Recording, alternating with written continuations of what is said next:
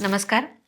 राष्ट्रप्रथम संकल्प देशहिताचा या यूट्यूब चॅनलमध्ये आपणा सर्वांचं मी स्नेहा दिनेश जोशी हार्दिक स्वागत करते. सौराष्ट्रे सोमनाथम च श्रीक्षैले मल्लिकार्जुनम उज्जैन्याम महाकालम ओंकारम ममलेश्वरम. द्वादश ज्योतिर्लिंग स्तोत्राच्या या पहिल्या श्लोकात गुजरातमध्ये असलेल्या सोमनाथ मंदिराचा उल्लेख 12 पवित्र ज्योतिर्लिंगाच्या अगदी सुरुवातीलाच केला, जो भारताच्या आध्यात्मिक यशातील त्याचं महत्त्वाचं स्थान दर्शवतो. हे या सांस्कृतिक विश्वासाचं प्रतीक आहे की सोमनाथ हे भारताच्या आध्यात्मिक भूगोलाचा पाया आहे. गुजरातमध्ये वेरावळजवळ प्रभास पाटण येथे असलेलं सोमनाथ मंदिर हे केवळ एक पूजास्थान नसून भारताच्या सांस्कृतिक वारशाचं एक जिवंत प्रतीक आहे. सोमनाथ मंदिर भगवान शिवाच्या 12 आद्य ज्योतिर्लिंगांपैकी पहिलं मानलं जातं. सध्याच्या मंदिर संकुलात गर्भगृह, सभामंडप आणि नृत्यमंडप यांचा समावेश असून हे संकुल अरबी समुद्राच्या सान्निध्यात भव्यतेनं उभं आहे. मंदिराच्या शिखराची उंची 150 फूट असून त्याच्या शिखरावर 10 टन वजनाचा कलश विराजमान आहे. 27 फूट उंच ध्वजदंड मंदिराची अढळ ओळख दर्शवतो. संपूर्ण संकुलात 1666 सोन्याचा मुलामा दिलेले कलश आणि 14,200 ध्वज असून ते पिढ्यानपिढ्यांच्या श्रद्धा व कला कौशल्याचे प्रतीक आहेत. शतकानुशतकं सोमनाथनं लाखो लोकांची श्रद्धा आणि प्रार्थना आकर्षित केले. विध्वंसाच्या उद्देशानं आलेल्या भक्तीची भावना नसलेल्या आक्रमणकर्त्यांनी त्याला वारंवार लक्ष्य केलं, तरीही सोमनाथची गाथा कोट्यवधी समर्पित भक्तांच्या अदम्य धैर्य, श्रद्धा आणि निश्चयानं ओळखली जाते. सोमनाथ स्वाभिमान पर्वाचं आयोजन 8 जानेवारी ते 11 जानेवारी 2026 या कालावधीत करण्यात येत असून जानेवारी 1026 मध्ये सोमनाथ मंदिरावर झालेल्या पहिल्या आक्रमणाला 1000 वर्ष पूर्ण होत असल्याच्या निमित्तानं हा राष्ट्रीय स्तरावरील स्मरणोत्सव साजरा केला जातोय. हेच आहे अखंड सोमनाथ पर्व 2026. हा उपक्रम विध्वंसाच्या स्मृती म्हणून नव्हे, तर जिद्द, श्रद्धा आणि स्वाभिमानाला अभिवादन करण्यासाठी संकल्पित करण्यात आलाय. शतकानुशतके सोमनाथवर वारंवार आक्रमणे झाली, ज्यामागील उद्देश भक्ती नव्हे तर विध्वंस होता. मात्र प्रत्येक वेळी देवी अहिल्याबाई होळकर यांच्यासारख्या भक्तांच्या सामूहिक संकल्पशक्तीतून हे मंदिर पुन्हा उभं राहिलं. या अखंड पुनर्निर्माणाच्या परंपरेमुळे सोमनाथ हे भारताच्या सभ्यतागत सातत्याचं सामर्थ्यवान प्रतीक बनलंय. स्वातंत्र्यानंतर 11 मे 1951 रोजी सध्याचे सोमनाथ मंदिर भक्तांसाठी पुन्हा खुलं करण्यात आलं. त्या घटनेच्या 75 वर्षांच्या पूर्ततेशीही हे सोमनाथ पर्व जुळून येत आहे. हे दोन्ही ऐतिहासिक टप्पे एकत्रितपणे सोमनाथ स्वाभिमान पर्वाचा मूलाधार ठरतात. 4 दिवस चालणाऱ्या या पर्व काळात सोमनाथ हे आध्यात्मिक साधना, सांस्कृतिक चिंतन आणि राष्ट्रीय स्मरणाचं केंद्र बनलंय. या उपक्रमाचे प्रमुख वैशिष्ट्य म्हणजे 72 तास अखंड ओंकार जप, जो एकता, सामूहिक श्रद्धा आणि आत्मिक ऐक्याचं प्रतीक आहे.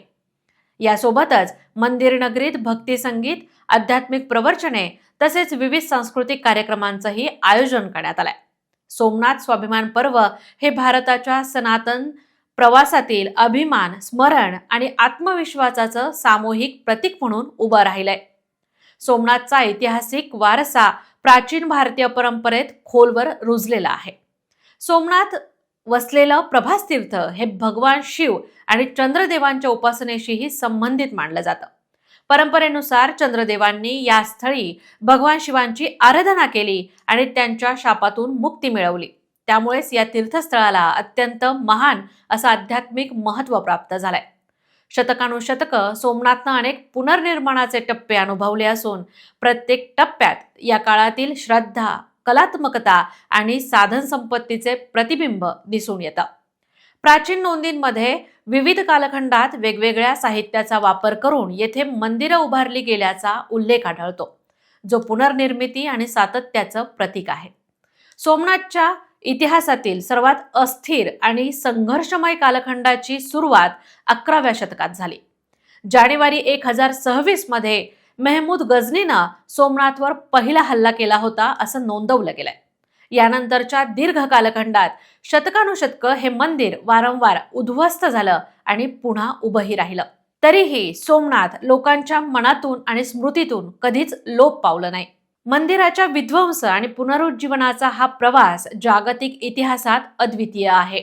यावरून सोमनाथ हे केवळ दगडांचं बांधकाम केलेली वास्तू नसून श्रद्धा, ओळख आणि अभिमानाचं प्रतीक आहे.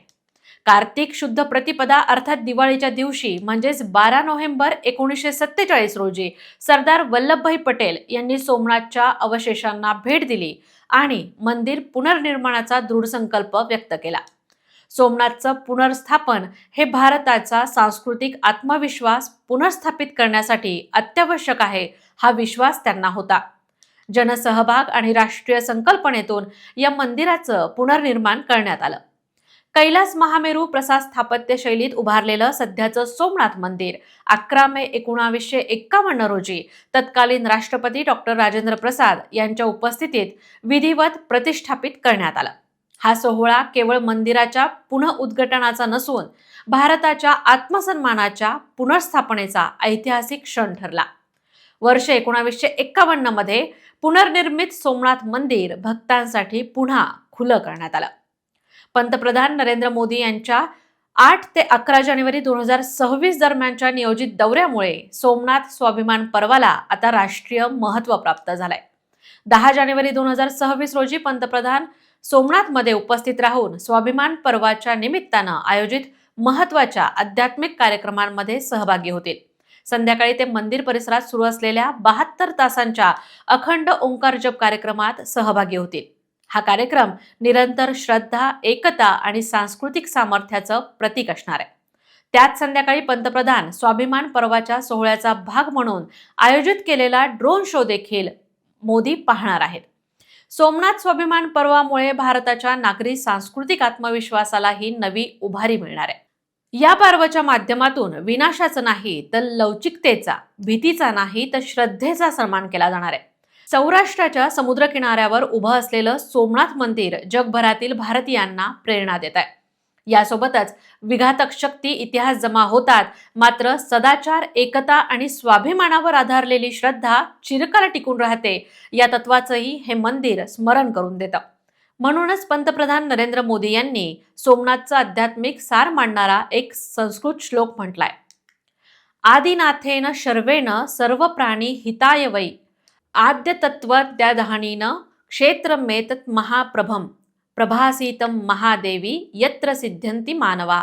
याचा अर्थ असा की आदिनाथ स्वरूपातील भगवान शंकरांनी सर्व प्राण्यांच्या कल्याणासाठी आपल्या शाश्वत तत्वाच्या माध्यमातून प्रभासखंड म्हणून ओळखलं जाणारं हे अत्यंत शक्तिशाली आणि पवित्र क्षेत्र निर्माण केलं. दैवी प्रकारानं न्हाऊन निघालेली ही पवित्र भूमी म्हणजे मानवाला आध्यात्मिक पूर्णत्व, पुण्य आणि मोक्ष प्राप्त करून देणारं ठिकाण आहे. अयोध्येतील राम मंदिरानंतर सोमनाथ पर्वामुळे भारतभरातील आध्यात्मिक, सांस्कृतिक आणि ऐतिहासिक गोष्टींना पुन्हा एकदा सुवर्ण झळाळी प्राप्त होईल, हे नक्की. राष्ट्रप्रथम संकल्प देशहिताचा या यूट्यूब चॅनलचा हा व्हिडिओ तुम्हाला कसा वाटला ते आम्हाला कमेंट बॉक्समध्ये नक्की कळवा. तोपर्यंत राष्ट्रप्रथम संकल्प देशहिताचा या यूट्यूब चॅनलला लाईक करा, शेअर करा, सबस्क्राईब करा. धन्यवाद.